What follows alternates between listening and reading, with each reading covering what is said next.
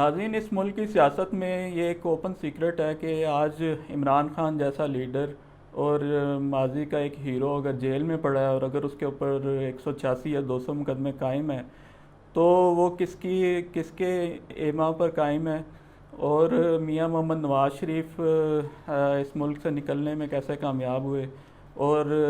کئی سال کیسے بیرون ملک مقیم رہے، اور اب ان کی واپسی کے راستے کیسے ہموار ہو رہے ہیں، اور الیکشن اگر آپ کا جا رہا ہے اپنی آپ آئینی مدت سے باہر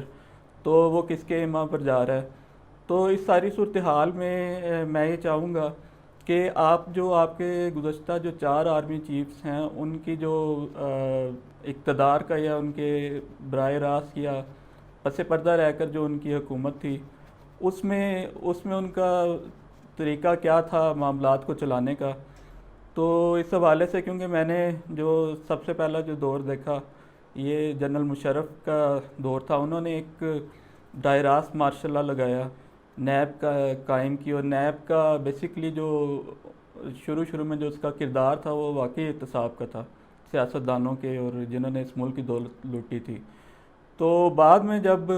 اس کو نیب کو پھر پولیٹیکل انجینئرنگ کے لیے یوز کیا جانے لگا، کاف لیگ بنائی گئی اور جو لوگ تھے وہ نون لیگ میں سے نکالے گئے، اس میں شامل کیے گئے، پیپلز پارٹی میں سے پیٹریاٹ نکالے گئے، تو وہ تو خیر ایک مارشل لا کا دور تھا اور براہ راست حکومت کرنے کا دور تھا۔ اس کے بعد کا دور آتا ہے جنرل کیانی کا، اور جنرل کیانی کے دور میں آپ دیکھیں کہ ساری چیزیں بالکل ہی ریورس ہو گئی تھیں کہ پولیٹیکل جو انٹرفیرنس تھی وہ بالکل ختم کر دی گئی تھی، اور اس دور میں اخبارات میں بڑی خوفناک تنقید ہوتی تھی فوج پہ، کیونکہ جنرل مشرف صاحب جن حالات میں گئے تھے اس میں فوج بڑی ان پاپولر ہو گئی تھی، اور جنرل مشرف کے آخری مہینوں میں ایک باقاعدہ ایک ہدایت جاری کی گئی تھی تمام افسران کو کہ وہ وردی میں، اور جوانوں کو کہ وہ وردی میں بازار میں نہ جائیں۔ تو اس کے بعد جو جنرل کیانی کا میں نے بتایا کہ ان کے دور میں ہر قسم کی تنقید کو برداشت کیا گیا اور کسی قسم کی کوئی بھی انٹرفیرنس نہیں کی گئی، اور ان کے بعد جنرل راحیل شریف کا دور آیا۔ وہ ایک دور تھا جس میں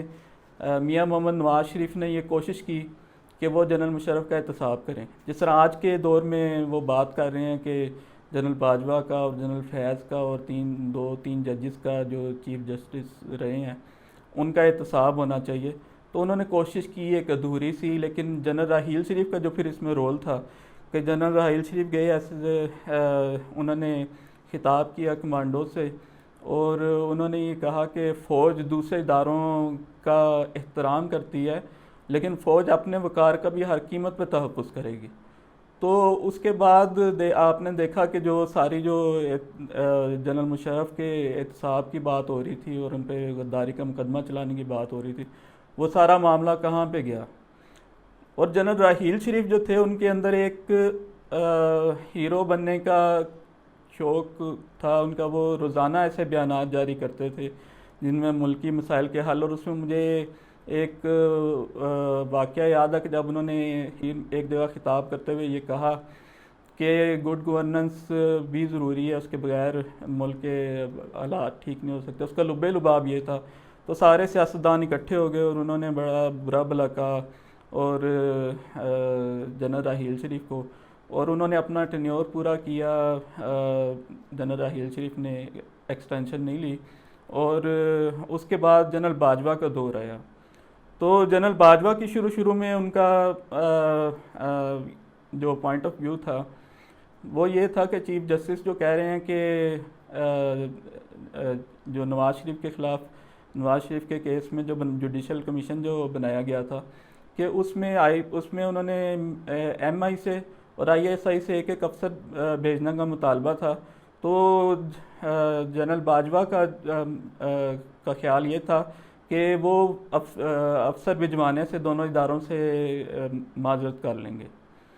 تو لیکن بعد ازاں انہوں نے وہ افسر بھجوائے کسی کے مشورے پر، اور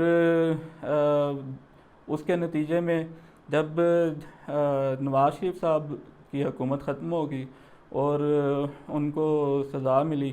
تو بعد ازاں ان کی جو بیرون ملک جو ان کو بھجوانے کا جو کیا گیا، اس میں جنرل باجوہ صاحب کا کردار، اس بارے میں آپ معید پیرزادہ صاحب کا آج کا ویلاگ دیکھیں، کافی لمبا ویلاگ ہے 25 منٹ کا، لیکن اس میں سے آپ کو اگر آپ یہ واقعہ نکال کے پڑھیں گے، اس میں جنرل باجوہ جو تھے ان کا کیا رول تھا۔ لیکن حیرت انگیز طور پہ جنرل باجوہ کے بعد میں جو ٹرمز تھے وہ بالکل ٹھیک ہو گئے نواز شریف صاحب سے، اور جب ان کو ایکسٹینشن کا مسئلہ ہوا، جنرل باجوہ نے ان کے باہر نکلنے میں کردار ادا کیا، اور انہوں نے جب جنرل باجوہ کو ایکسٹینشن چاہیے تھی تو پیپلز پارٹی کی طرح نواز شریف بھی اور نون لیگ بھی اس میں ایک پیج پر تھے، اور عمران خان تو خیر تھے ہی، اور جنرل باجوہ نے سرپرستی کی عمران خان کی بھی، اور اس کے بعد جو کچھ ہوا، جیسے عمران خان کی حکومت ختم ہوئی، اور کیسے وہ جو فوج کو اندازہ نہیں تھا کہ یہ ہمارے گلے پڑ جائیں گے عمران خان صاحب، اور پھر ان پہ مقدمے قائم ہوتے چلے گئے، اور وہ آج جیل میں پڑے ہیں، اور الیکشن کا اعلان کر دیا گیا ہے کہ جنوری کے آخری ہفتے میں غالباً ہوں گے۔ تو اس ساری صورتحال میں یہ انالیسس کرنا چاہ رہا تھا کہ جو آپ کی جو فوج ہے اس کا ملک میں مارشل لا نافذ کرنے سے لے کر اور بالواسطہ طور پہ حکومت کرنے سے لے کر، اور جنرل کیانی کی طرح بالکل حکومتی معاملات سے کٹ آف ہونے کا بھی اگر آپ دیکھیں تو یہ مختلف قسم کے ایک دوسرے کے ساتھ متصادم طریقہ کار ہیں، اور ایون کہ اگر آپ دیکھیں گے جو میاں محمد نواز شریف ہیں ان کے بارے میں فوج کا رویہ رہا ہے کہ انہوں نے اس کو کریٹ کیا، نواز شریف کو، جنرل حمید گل نے ان کی سلیکشن کی، اور وہ یہ کہتے تھے کہ میرے سامنے انہوں نے یہ کہا کہ ہمیں اس ٹائم تو ہمیں ایک بھولا بھالا بندہ چاہیے تھا، ہمیں کیا پتا تھا بعد میں اس طرح کا ہو جائے گا۔ تو انہوں نے پھر 3 دفعہ حکومت کی، مطلب کہ آپ کوئی سیاسی تجربہ اگر فوج کرتی ہے وہ اس کے شروعات کو تو کنٹرول کر سکتی ہے، بعد میں کیا ہوگا، وہ 3 دفعہ وزیر اعظم بنے گا، وہ الطاف حسین کی طرح بے قابو ہو جائے گا اور قتل و غارت کا باعث بنے گا، کیا ہوگا یہ اس بارے میں کچھ نہیں کہا جا سکتا۔ تو پھر جب نواز شریف کو مشرف نے گرفتار کیا، پھر ان کو بیرون ملک بھیجا، پھر وہ 2007 میں آئے تو ان کو باندھ کر جہاز میں ان کو جدہ بھجوایا، اور پھر ان کو واپس آنے دیا، پھر وہ وزیر اعظم بنے، پھر انہیں نکالا گیا، اور اب پھر وہ واپس آ رہے ہیں۔ تو مینس کہ فوج کا جو پوائنٹ آف ویو ہے کسی چیز کے بارے میں، اس کا جو موقف ہے وہ ٹائم ٹو ٹائم بدلتا رہتا ہے، اور جب یہ چینج ہو جاتا ہے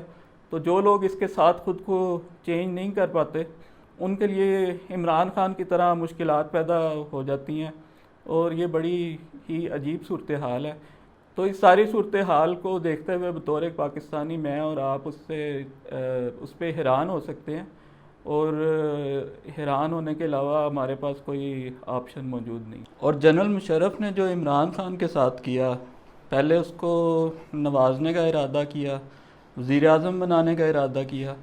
اور جب وہ ان کی ٹرمز پر نہیں مانے اور اس بات پہ اعتراض کیا کہ پرویز الہی کو کیوں شامل کیا جا رہا ہے، چودھری برادران کو کیوں شامل کیا جا رہا ہے، تو پھر اسٹیبلشمنٹ ٹوٹ پڑی تحریک انصاف پہ، اور تحریک انصاف 1 دفعہ نہیں 2 دفعہ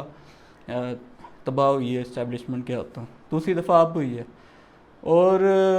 پھر عمران خان کے سر پہ فوج نے ہاتھ رکھا، اس کو اقتدار میں لے کے آئی، اور صورتحال اب یہاں تک پہنچی ہے کہ آپ دیکھیں کہ زمانہ کیسے اپنے رنگ بدلتا ہے، کہ جس پرویز الہی کی وجہ سے عمران خان نے وزیر اعظم بننے سے انکار کیا تھا، آج وہ پرویز الہی تحریک انصاف کے صدر ہیں اور جیل میں ہیں،